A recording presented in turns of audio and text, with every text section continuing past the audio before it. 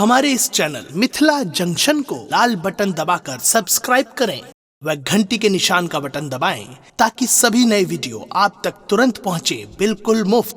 एगो पगली एले सपना में पागल कहे छे जमाना, ओई पगली के चक्कर में बदनाम भेले दीवाना। आप त हालत मजनू सने ओ लैला बन कनाबैया, हम साँच कहे छी अहाँ सबसे ओ पगली फरियाद आबैया, फरियाद आबैया।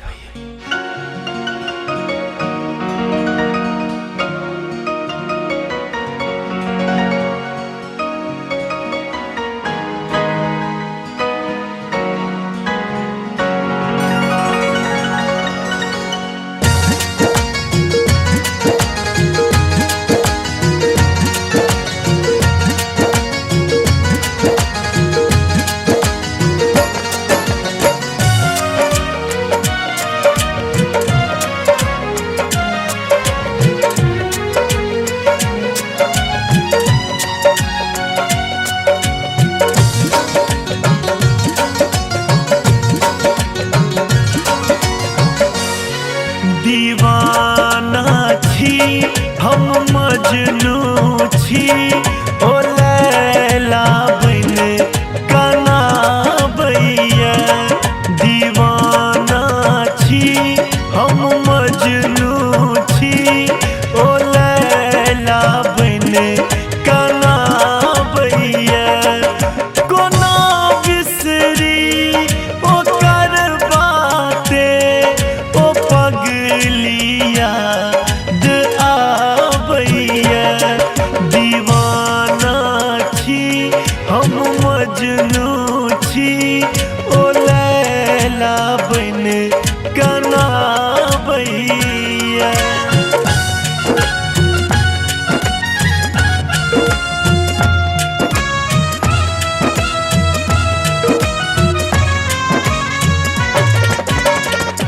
अपने सुन रहल छी गंगा कैसेट के प्रस्तुति।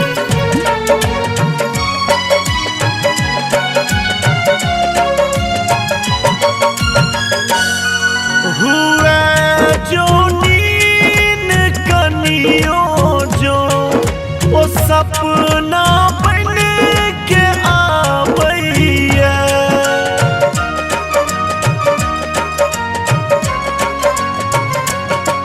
हुए जो नीन कनियों जो ओ सपना बन के आबैया। एको पल चैन ने भेटा, एको पल चैन ने भेटा। हृदय हमर झहराबैया। कोना ने जैत हमर ई दिल, ओकर त दिल बजाबैया। कोना ने जैत हमर ई दिल, ओकर त दिल बजाबैया। कोना बिसरी ओकर बाते ओ पगली याद आबैया। दीवाना छी हम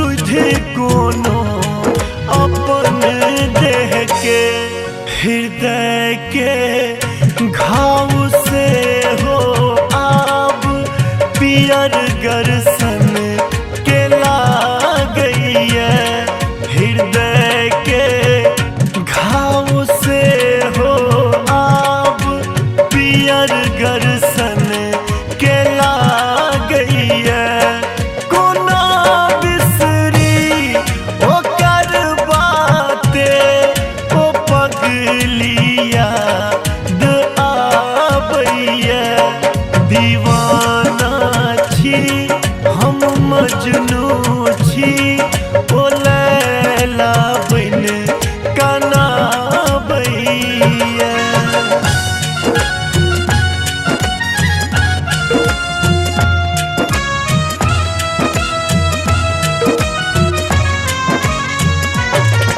अपने सुन रहल छी गंगा कैसेट की प्रस्तुति।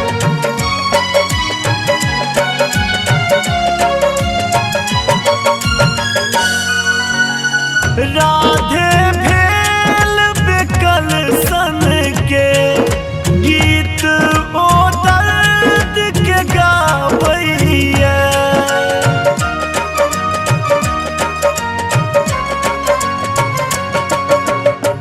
माधव भेल बेकल सन के गीत ओ दर्द के गावैया न गम सो हम भेलो खाली न गम सो हम भेलो खाली दीवाना लोक कहैया बुझाइया हार गेलो खुद सो ई जिंदगी बोझला गईया बुझाइया हार गेलो खुद सो ई जिंदगी बोझला गईया कोना बिसरी ओकर बाते ओ पगलिया द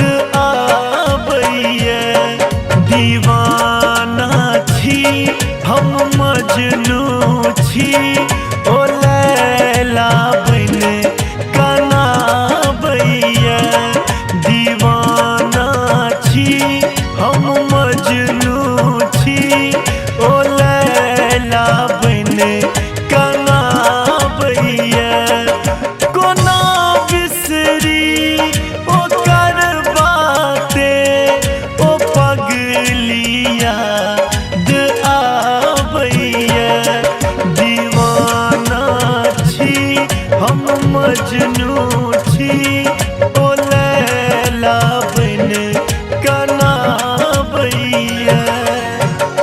हमारे इस चैनल मिथिला जंक्शन को लाल बटन दबाकर सब्सक्राइब करें व घंटी के निशान का बटन दबाएं ताकि सभी नए वीडियो आप तक तुरंत पहुंचे बिल्कुल मुफ्त।